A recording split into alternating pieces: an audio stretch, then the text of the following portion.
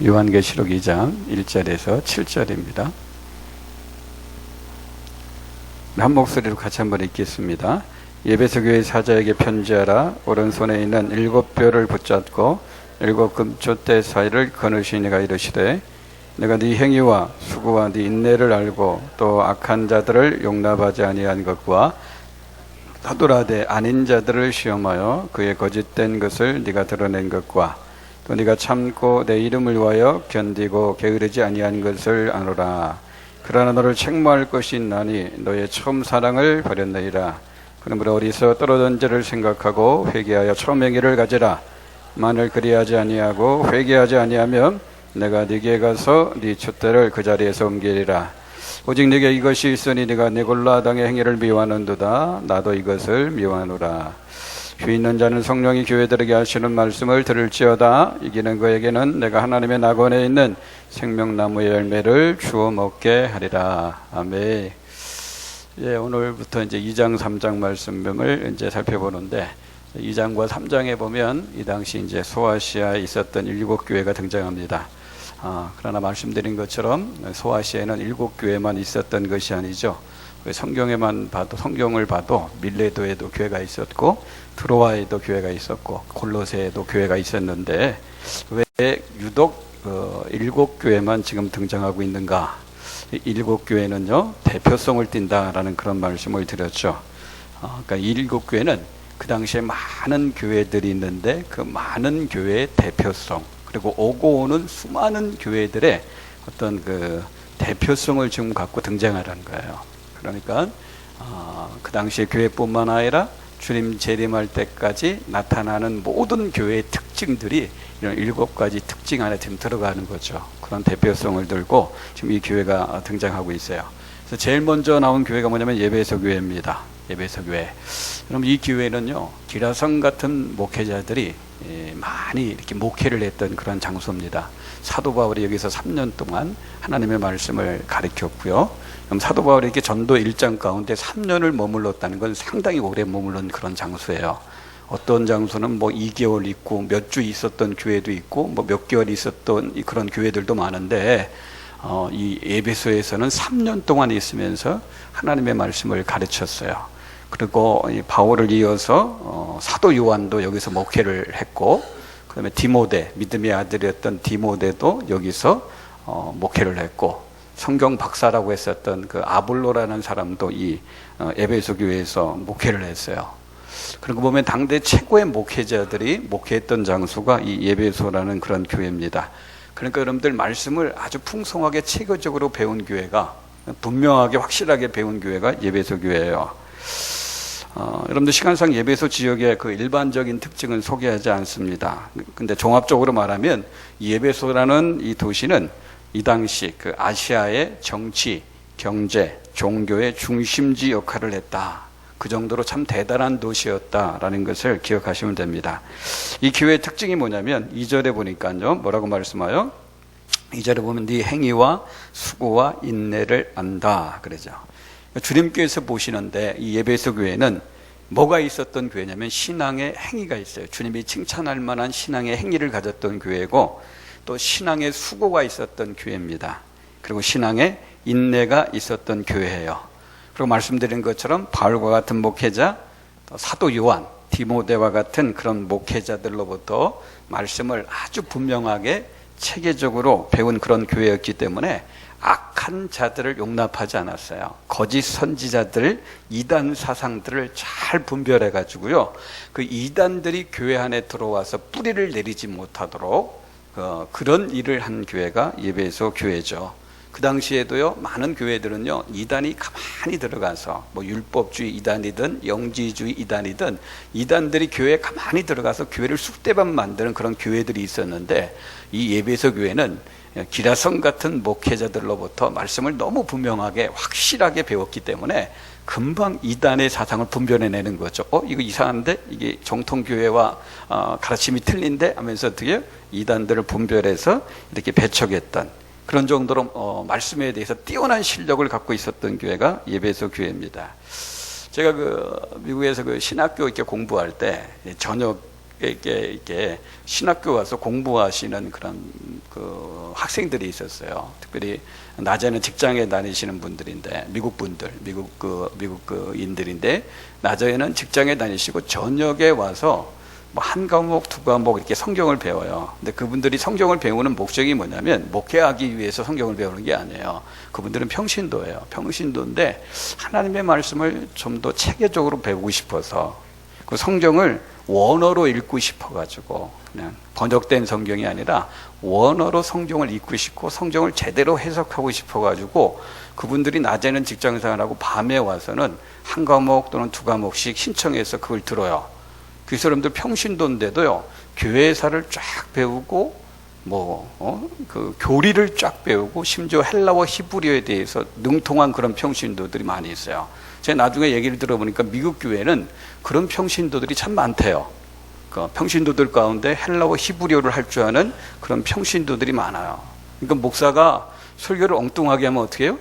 큰일 나는 거예요. 이 해석을 잘못하면 그런 평신들이 딱 앉아있기 때문에 절대 엉뚱하게 할 수가 없는 거예요. 그러니까 여러분들 예배소 교회가 바로 그런 교회라고 생각하면 됩니다. 성경에 대해서, 신학에 대해서, 교리에 대해서 아주 정통적인 그런 지식을 갖고 있던 사람들이 많은 그런 교회예요. 또 3절 보니까요, 예배소 교회에 대해서 이야기하면서 뭐라고 해요? 내가 잘 참고 잘 견디었다 그러죠. 잘 참고 견디. 이게 참 칭찬할 게 너무 많아요. 신앙의 수고도 있었고, 신앙의 행위도 있었고, 신앙의 인내도 있었고, 저는 진리에 바로 서가지고 이단의 사상들도 잘 분별하고, 그리고 핍받고 환난과 고난 가운데서도 잘 참고 잘 견디는 그런 모습. 여러분, 우리가 주님의 일을 할 때 이런 자세가 꼭 필요합니다. 잘 참고 견디셔야 돼요. 잘 참고 견디셔야 돼요. 왜냐하면 우리가 주님의 일을 하다 보면 어느 순간에 나도 모르게 싫어질 때가 옵니다. 주님의 일이 싫어질 때가 와요. 내가 시험 들어서 그렇게 되든지, 내가 처한 상황과 환경이 너무 힘들고 어려워서 그런 마음이 들든지, 어느 순간에 나도 모르게 정말 내가 이렇게 봉사하고 섬겼던 그 일, 하나님을 믿었던 그 일이 싫어져요. 그래서 예배 나가는 것도 싫어지고 봉사하고 섬겼던 그런 일들도 싫어질 그런 때가 오는데, 그때 어떻게 해야 돼요? 그때 잘 참고 견디셔야 되는 거예요. 그때 넘어지면 이제 완전히 넘어지는 겁니다. 그런 순간이 올 때, 이게 다 여러분들이 목사한테도 목회하기 싫을 때가 오는 것처럼 여러분들한테도 신앙생활 하다 보면 참 하기 싫을 때가 온다고요. 그때 잘 참고 견디는 게 있는 사람이 그걸 잘 통과할 수 있지, 그때 이제 한번 이제 넘어지는 사람은 진짜 신앙생활 처음 시작하는 그 밑바닥으로 떨어지는 그런 사람, 그 사람들은 다시 또 올라오려면 또 시간이 또 얼마나 많이 걸리는지 모릅니다. 내가 5년 10년 동안 그렇게 열심히 해놨다가 그냥 밑으로 확 떨어지면 얼마나 이게 억울합니까? 그러니까 어떻게 여러분들 잘 참고 견디는 그런 모습이 우리에게 필요해요. 우리 그 목요 전도하시는 그 집사님 얘기를 들어보면, 그 우리 어떤 게 새로 나온 새 신자가 있는데 정말 정성을 다 들여서 공을 다 들여서 인도해가지고 교회를 이렇게 인도했단 말이에요. 근데 처음에 이렇게 나오더니 좀 다녀보더니 뭐 나하고 별로 안 맞는 것 같다. 뭐 별로 이렇게 뭐 다가오는 것도 없다고 그냥 안 나오시더라고요. 그래서 오랫동안 또 안 나오세요. 근데 그 집사님이 그래도 포기하지 않고 또 열심히 찾아가서 또 권면하고 수고하고 사랑을 베풀고 막, 그래서 올해부터 또 그분이 언제부턴가 또 다시 나오시더라고요. 다시 나오시는데 또 한 2주 동안 또 안 보여요, 그분이. 그래서 그분한테 왜 안 보입니까? 했더니 명절 때 그냥 그 친척들 모였는데 그 친척들이 또 교회 나간다고 막 뭐라고 막 했대요.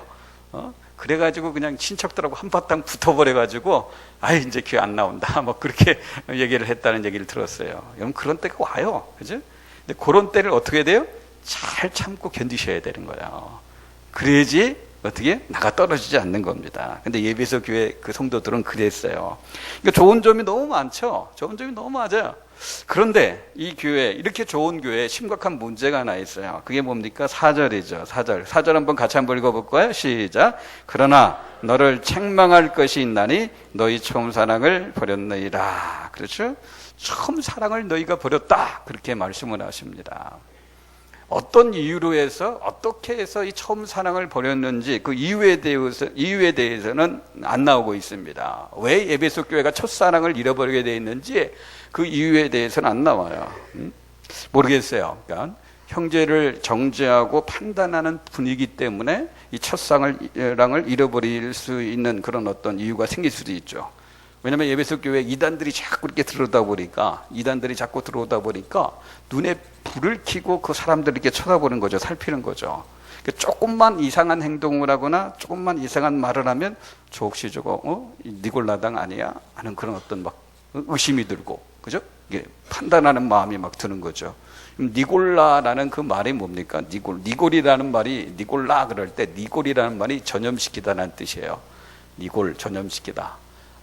니골라 할 때 나라는 것은 나우스의 준말인데 백성이라는 뜻이에요. 그러니까 이 니골라는 뭐냐면 백성들한테 좋지 않는 것을 전염시키는 거예요. 그게 같은 말이, 발람이란 말이 또 같은 말이에요. 그것도 히브리 말로 발람. 헬라어는 니골라지만 히브리 말로 발람. 발이 뭐냐면 전염시키다는 거예요. 남은 백성이라는 거예요. 그러니까 니골라, 발람은 다른 단어지만 뜻은 똑같으려요. 좋지 않은 것을 갖고 한테 하나님의 백성을 이렇게 전염시키는 거죠. 그러니까 누군가 들어와서 열심을 내면 그걸 받아주는 게 아니라 그 사람을 이렇게 딱 째려보는 거죠. 저 니골라 당 아니야? 이렇게 정죄해보고 판단하는 그런 마음이 드는 거죠. 교회 안에서 누군가 갑자기 막 일이 너무 잘 된 거예요. 돈을 너무 많이 버는 거예요. 돈을 많이 이렇게 벌었는데 그 사람을 딱 쳐다보면서 김 집사 요즘 돈을 좀 많이 버네? 저거 분명히 세상하고 타협했을 거야. 뭐 알지 못하는 죄를 지으니까 저렇게 돈을 많이 벌지. 저 인간 봐. 저렇게 행동하는 거 봐. 저렇게 행동해놓고 구원받았다고 이야기할 수 있어? 야, 뭐 저런 인간이 집사야. 뭐 저런 인간이 뭐 권사야, 장로야. 그런 어떤 판단하는, 정죄하는 그런 마음들이 자꾸 생기다 보니까 자기도 알지 못하는 사이에 우리 안에서 뭐예요? 첫사랑이 사라지게 되는 그런 이유가 있을 수도 있고, 또 아니면요, 하나님께 신앙생활하면서 하나님으로부터 끊임없이 영적인 것을 공급받아야 되는데, 그래야지 하나님부터 영적인 것을 끊임없이 공급받아야지 하나님을 사랑할 수도 있고 서로 이렇게 사랑하게 되어지는데, 하나님으로부터 영적인 것을 끊임없이 공급받지 못하니까 첫사랑을 잃어버릴 수도 있는 겁니다. 아니면 여러분들 에베소가 아까 어떤 도시라고 했어요? 정치적으로, 경제적으로, 종교적으로 아주 풍성한 도시라고 했죠. 돈이 많은 도시예요. 세상의 부유함과 그 풍요함이 교회 안에 흘러 들어와 가지고요, 그러다 보니까 자체적으로 이렇게 신앙생활이 점점점 나태해지는 거죠. 신앙생활이 점점 나태해지고 안일해지다 보니까 첫사랑을 잃어버리는 그런 경우도 있어요. 그럼 또 아니면 지금 에베소 교회는 신앙 때문에 핍박을 받고 순교한 사람들도 등장하는데, 그걸 보고 시험에 들 수도 있죠. 야, 이럴 수가 있냐? 하나님 살아계시다면 어떻게 하나님께서 이렇게 하나님의 백성들이 고난받고 핍박받고 지금 순교하고 있는데, 정말 하나님이 살아계시다면 어떻게 이런 일이 우리에게 생길 수 있냐? 하나님 정말 살아계신 거 맞아? 하면서 하나님에 대해서 실망하게 되어지고 하나님에 대해서 시험을 들게 되는데, 그것으로 인해서 또 첫사랑을 잊어버리게 될 수도 있는 거예요. 그러니까 어떤 이유에서 에베소 교회가 첫사랑을 잃어버리는지 성경에 안 나왔지만 우리가 그런 이유들을 추측해 볼 수 있는 거예요. 그러나 분명한 건 뭐예요? 에베소 교회가 첫사랑을 잃어버렸다는 거예요. 첫사랑을 잃어버렸어요. 여러분들 그 첫사랑을 잃어버린 그 모습이 어떤 모습일까요? 여러분, 내가 첫사랑을 잃어버리는지 안 잃어버리는지 한번 지금부터 하는 말씀을 한번 들어보고, 내가 첫사랑을 잃어버리는지 안 잃어버리는지 한번 확인 한번 해보세요. 여러분, 첫사랑을 잃어버리면 제일 먼저 기도 생활이 밋밋해집니다. 기도 생활이 밋밋해져요. 여러분, 사랑에 빠진 연인들 한번 보세요. 사랑에 빠진 연인들, 밤새 그냥 쉴 새 없이 문자 보내죠. 문자 보내고 막 전화하고, 방금 전에 헤어지는데 집에 가서 또 뭐예요? 잘 들어갔어? 응, 잘 들어왔어 하면서 전화통 붙잡고 한두 시간 꼭 얘기해요. 그죠? 이 사랑에 빠진 연인들 보면 자꾸 만나서 대화하고 교제하고 그런 모습들이 이렇게 나타나죠. 마찬가지, 하나님과의 사랑에 빠지면 그런 모습이 우리에게 나타나는 거예요. 쉴 새 없이 하나님 만나고 싶고 하나님과 대화하고 싶고 하나님과 교제하는 거예요. 근데 이 하나님의 그와의 그 사랑이 식어지면 하나님과 대화라고 할 수 있는 이 기도가 밋밋해지는 거예요. 기도 시간이 줄어드는 거예요. 기도 생활이 죽어가는 겁니다. 그게 첫사랑을 잃어버린 모습이라는 거예요. 또 첫사랑을 잃어버리면 어떻게 되냐? 말씀에 대해서 갈망이 없어져요. 말씀에 대한 갈망이 없어집니다. 여러분들 연애했던 시절을 한번 기억해 보세요. 연애편지 여러분들 받아본 적 있죠? 한두 번은 연애편지 다 받아보지 않았습니까? 연애편지 받을 때 어땠어요? 신문 읽듯이 읽나요? 그냥 한번 머리 끝자만 쭉 읽고 마나요? 연애 편지 받았을 때 그때 그 느낌을 한번 보세요. 한 줄 한 줄 읽지 않아요? 어떨 땐 단어 하나하나를 묵상하죠. 이 단어를 왜 여기에 썼을까? 도대체 이 문장이 무슨 뜻일까? 왜 그 자매가 나에게 이런 말을 했을까 하면서 한 단어 한 단어 어떻게 한 줄 한 줄을 이렇게 읽고 또 읽고 또 읽고 막 설레는 마음으로, 그죠? 그런 마음으로 막 묵상하면서 읽고 막 그렇지 않습니까? 마찬가지예요. 여러분, 성경은 하나님이 우리에게 쓴 연애 편지잖아요. 우리가 하나님을 사랑하면요, 자연스럽게 하나님이 나에게 쓴 연애 편지인 이 성경을 가까이 하게 돼 있는 거예요. 그 성경을 읽고 또 읽고, 그죠? 묵상하고 또 묵상하고, 그죠? 어떤 부분은 막 줄쳐가면서, 어떤 부분은 너무 좋은 말씀 같아서 막 암송하고 막 그러는 거예요. 말씀에, 하나님에 대한 그 사랑이 식어지면요, 말씀이 멀어지는 거예요. 말씀에 대한 열정도 없어지는 거예요. 그리고 여러분들, 첫사랑이 식어지면요, 교회 가는 것을 별로 좋아하지 않아요. 교회는 하나님이 임재하는 곳이고요, 하나님을 만날 수 있는 곳이 교회이기 때문에 하나님을 정말 사랑하면요, 하나님을 만날 수 있는 이 장소, 이 교회에 가는 것을 그렇게 좋아합니다. 여러분들, 한번 사람과의 관계도 한번 생각해 보세요. 우리가 사랑하는 사람의 집에 있으면 그렇게 좋지 않습니까? 사랑하는 사람 집에 가면 그 사랑하는 사람의 체취를 막 느끼잖아요. 그래서 막 사랑하는 사람의 집에 있는 걸 막 좋아하잖아요. 하나님과의 사랑도 똑같은 거예요. 우리가 하나님의 교회에 오면 왜 좋냐? 하나님의 체취를 느끼니까. 하나님의 체취가 느껴지니까 좋은 겁니다. 별다른 이유가 없는데도 막 교회 가고 싶어 하고요. 막 주일에도 뭐 진짜 교회 안에서, 우리 교회에서 뭐 반찬이 뭐 특별합니까? 특별하지 않은데 이상한 교회밥은 맛있는 거예요. 그죠? 교회밥은 구한가지에다가 늘 하는 반찬이 그런 반찬이지만 그래도 얼마나 맛있는지 몰라요. 교회 사람 만나서 이렇게 어울리는 거 그렇게 좋은 거예요. 여러분도 하나님을 뜨겁게 사랑했던 다윗의 고백을 한번 생각해요. 다윗이 어떻게 봅니까? 내가 하나님의 집에 문지기로, 그죠? 하루를 사는 것이 궁전에서 첫날을 보내는 것보다 훨씬 낫다 그러죠. 이게 하나님을 사랑하는 사람에게 나타나는 고백이에요. 하나님을 사랑하면 교회 가는 걸 그렇게 좋아해요. 교회를 너무 좋아하는 거고, 교회 가는 것을 그렇게 좋아하게 돼요. 근데 교회 가는 게 좋아지지 않는다. 이게 첫사랑이 식은 겁니다. 그럼 또 첫사랑이 식으면 전도에 대한 열정도 식어요. 사랑에 빠진 사람들 보면 자기가 사랑하는 사람에 대해서 계속 자랑하지 않았습니까? 누가 물어보지 않는데도 자기 애인이 어떤 사람이고, 자기 애인의 취미가 어떻고 하면서 자기 애인에 대해서, 자기 좋아하는 사람에 대해서 쭉 이야기를 해요. 마찬가지죠. 하나님을 뜨겁게 사랑하면 어딜 가든지 누가 시키지 않아도 하나님 이야기를 하게 돼 있어요. 근데 사랑이 식어지면요, 하나님에 대해서 이야기하는 것을 싫어합니다. 누가 물어와도 얘기도 하지 않아요. 전도에 대한 열정이 식으면 어떻게 된다고요? 이게 첫사랑을 잃어버린 거예요. 그리고 여러분, 첫사랑이 식으면 일상의 순간에서 생각이 하나님께 머물러 있지 않습니다. 여러분, 사랑을 빠진 사람들 보면 데이트할 때만 그 사람 생각하는 게 아니죠. 데이트할 때만 그 사람 생각해요. 내가 직장에서 일을 하는데 그 사람 생각이 나는 거죠. 운전을 할 때나 밥을 먹을 때나 잠을 잘 때나 동그라미 그리려다가도 어떻게 돼요? 무심코 그린 얼굴, 그죠? 동그라미 그리는데 누가 그래 생각나요? 내 사랑하는 여인이 생각난 말이에요. 꼭 그 사람 만나야지만 그 사람 생각나는 게 아니라 그 사람을 안 만나고, 그죠? 난 딴 장소에서 딴 일을 하고 있는데도 여전히 내 생각에는 누가 자리 잡고 있어요? 내 사랑하는 사람이 자리 잡고 있는 겁니다. 힘들거나, 그죠? 기쁠 때나 외로울 때나 언제든지 잠잘 때도 그 사람 생각이 나는 겁니다. 마찬가지예요. 하나님을 사랑하면요, 교회 안에 와서도 하나님이 생각날 뿐만 아니라 교회 밖에 나가서도요, 그죠? 예배 드릴 때도 하나님이 생각날 뿐만 아니라 기도할 때만 하나님이 생각날 뿐 아니라 운동할 때도 하나님이 생각나고, 운전할 때도 하나님이 생각나고, 설거지할 때도 막 하나님이 생각하고, 심지어 잠잘 때도 하나님 꿈을 꾸고 막 그런 거죠. 혹시 저와 여러분들 가운데 주일날 교회에 오면 하나님 생각나는데 월요일날 내 직장에 가면 일주일 동안 하나님 생각 한 번도 나지 않는다. 그건 뭐예요? 첫사랑 잊어버린 거예요. 하나님의 사랑을 잃어버리게 된 겁니다. 이외에도 이 하나님의 그 첫사랑을 잃어버린 증거들이 참 많이 있어요. 이 하나님에 대한 그 첫사랑을 잃어버리면 하나님의 일을 위한 열정도 기쁨도 하나도 없습니다. 그리고 하나님이 기뻐하지 않는 일에 너무 쉽게 빠져버려요. 내게 상처 준 사람 쉽게 용서를 못합니다. 하나님의 명령을 귀찮게 생각합니다. 그리고 하나님의 눈보다 세상 눈을 더 의식하게 돼요. 그리고 하나님 앞에 자꾸 숨기는 부분들이 많아져요. 그리고 하나님 앞에 나오는 것을 꺼려지게 돼 있어요. 여러분들, 이런 모습들이 저와 여러분들에게 있다면 오늘 이 예배소 교회에 보내는 편지는 저와 여러분들에게 보내는 편지예요.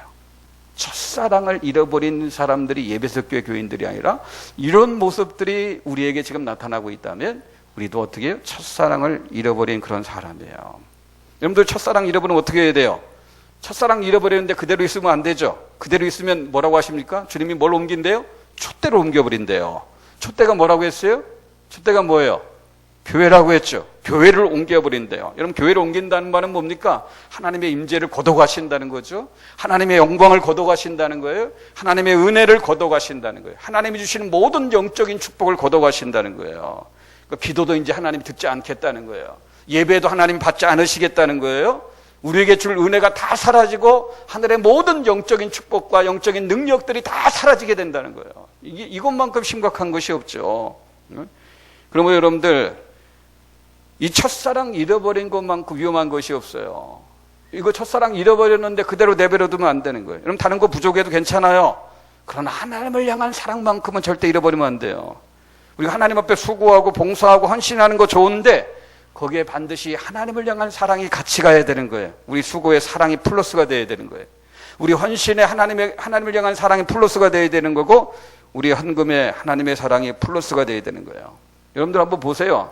우리 남편이요, 우리 남편이 우리 가족을 위해서 아무리 열심히 일을 하고요, 제때 월급 타가지고 우리에게 갖다 주고 정시에 퇴근해도요, 그 남편이 아내를 사랑하는 마음이 없고 자녀들을 사랑하는 마음이 없으면 불행한 겁니다. 우리 아내들도 마찬가지 아니겠어요? 아내가 아무리 살림을 잘하고요, 내조를 잘하고 집안 잘 꾸미고 살아도요, 남편 사랑하는 마음이 없으면 그 남편 불행한 거예요. 마찬가지입니다. 예수님은 우리가 그 예수님을 사랑하는 마음이 펄펄 끓으면 예수님의 마음은 흐뭇하신 겁니다. 그러나 우리가 아무리 주의를 잘 지키고요, 11조 잘하고 온갖 봉사 충성 다 잘해도 주님을 사랑하는 마음이 없으면 하나님께서 절대 기뻐하지 않아요. 임재 거둬가셔요. 영적인 축복, 영적인 능력 다 거둬가십니다. 그래서 어떻게 해야 돼요?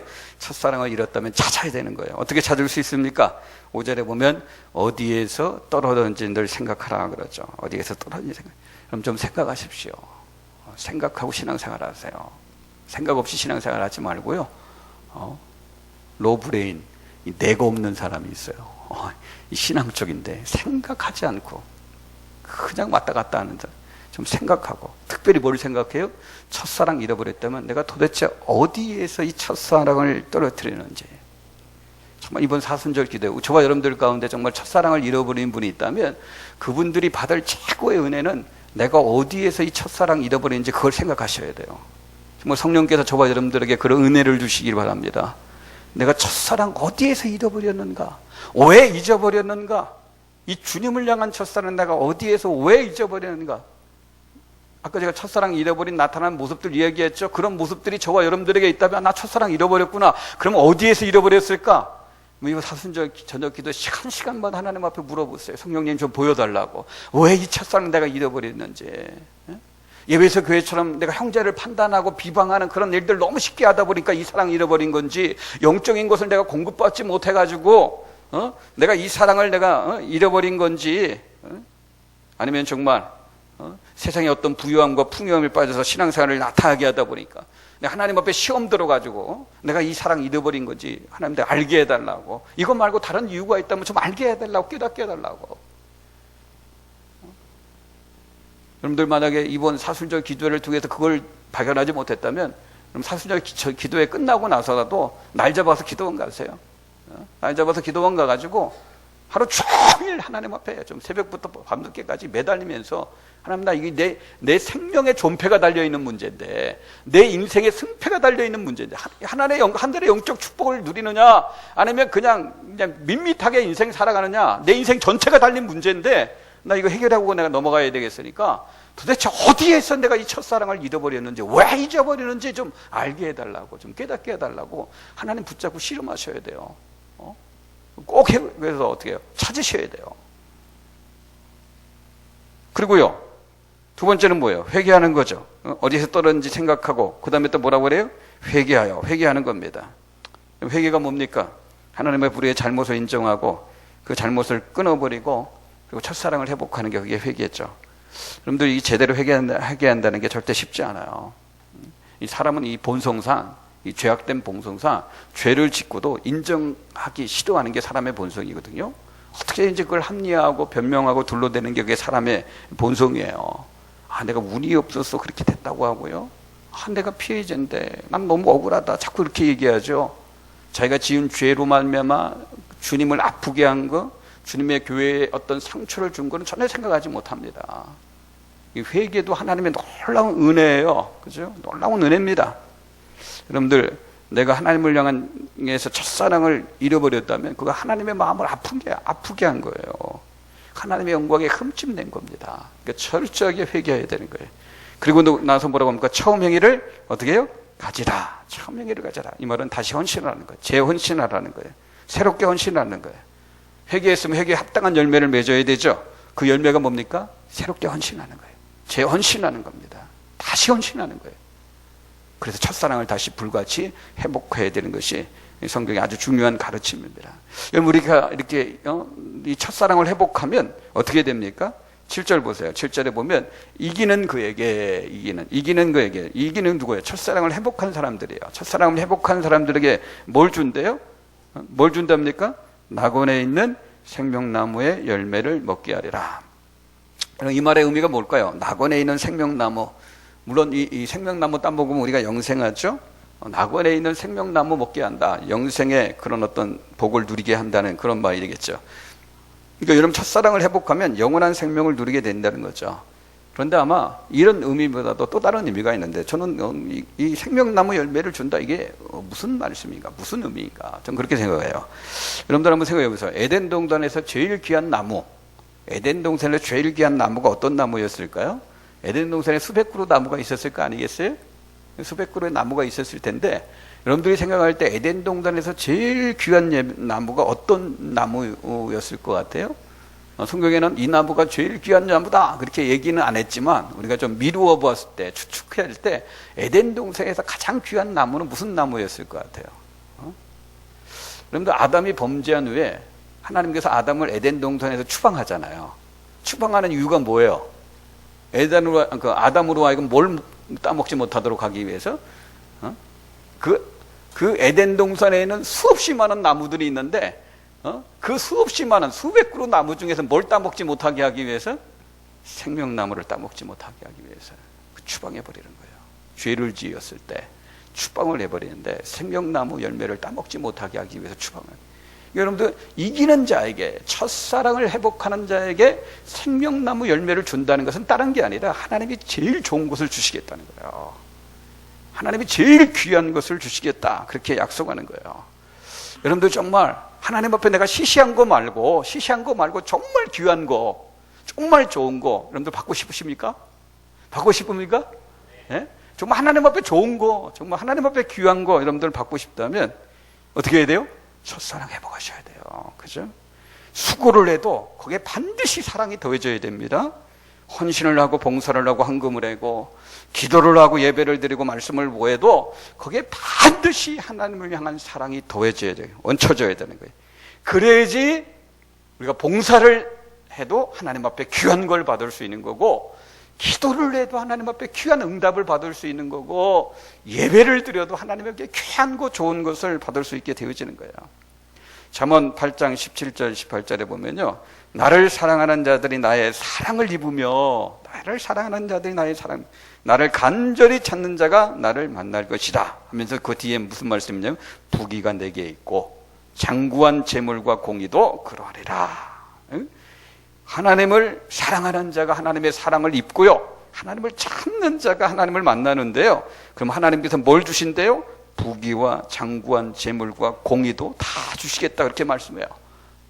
다시 말하면, 한마디로 얘기하면, 하나님을 사랑하면 하나님께서 모든 좋은 거, 모든 귀한 거 다 주겠다, 그렇게 말씀하시는 거예요. 그럼 정말 축복합니다. 정말 하나님을 사랑함으로 평생 하나님 앞에 좋은 것 받아 누리시는 저와 여러분들 되시길 주의 이름으로 축원합니다. 축원합니다. 정말 이번 사순절 기도회 또한 하나님을 향한 첫사랑, 내가 간직하고 있는지, 이 사랑이 계속해서 불타오르고 있는지 확인해 보시고, 정말 내가 말씀을 듣다 보니까 그 첫사랑을 잃어버릴 때 모습이 지금 나의 모습인데, 그런 것들이 느껴진다면 정말 사순절 기도회 동안 내가 이 첫사랑을 왜 어디서 잃어버린지를 성령을 통해서 좀 깨닫고, 그리고 어떻게 회개하고 다시 한번 우리가 재헌신하는 그런 어떤 신앙의 결단이 있어가지고요, 첫사랑 회복하셔가지고 하나님이 주시는 좋은 것들 죽을 때까지 평생 동안 놓치지 말고 누리고 사는 저와 여러분들 다 되시길 주님의 이름으로 축복합니다. 축복합니다. 이 시간 한번 들은 말씀 붙잡고 같이 한번 기도합시다. 이 시간 기도할 때 혹시 우리 사랑하는 동역자 여러분, 요즘 기도 생활이 밋밋하지 않습니까? 말씀에 대한 갈망이 없지 않습니까? 교회 가는 거, 주님을 위해서 일하는 것에 기쁨도 없고 열정도 없지 않습니까? 전도에 대한 의욕이 없지 않습니까? 삶의 모든 영역에서 우리 주님 생각해야 되는데 혹시 그렇게 못하고 있지는 않습니까? 하나님이 기뻐하지 않는 일에 너무 쉽게 빠져 있지 않습니까? 하나님의 명령을 귀찮게 생각하고 있지 않습니까? 하나님의 사랑이 내게 없다 보니까 다른 사람들을 쉽게 용서하지 못하고 있지 않습니까? 그렇다면 저와 여러분들도 첫사랑을 잃어버린 그런 상태에 있는 겁니다. 그럼 기도하십시오. 성령 하나님, 내가 어디에서 왜 이 첫사랑을 잃어버리는지 보게 해달라고, 깨닫게 해달라고, 그리고 하나님 회개하게 해달라고, 그리고 다시 한번 이 첫사랑 회복해서 하나님 앞에 다시 한번 헌신하는, 재헌신하는, 새롭게 헌신하는 그런 놀라운 역사가 나에게 있게 해달라고, 이 하나님을 향한 사랑, 내가 하나님 앞에 뭘 하든지 정말 하나님 앞에 수고하고 봉사하고 섬기고 예배하고 기도하고 하나님이 요구하시는 신앙적인 행위를 하더라도 사랑이 빠지면 아무것도 아닌데, 정말 사랑이 얹혀지고 사랑과 더불어 그 모든 일을 행함으로 말미암아 하나님으로부터 정말 좋은 거, 귀한 거 받아 누리는 평생의 삶이 되어줄 수 있도록 하나님 축복해달라고, 우리 한번 다시 한번 이 말씀 기억해 보면서 하나님 앞에 하나님 첫사랑 회복하게 도와주옵소서. 우리 그런 마음으로 주님의 이름 한번 부르고 기도합니다.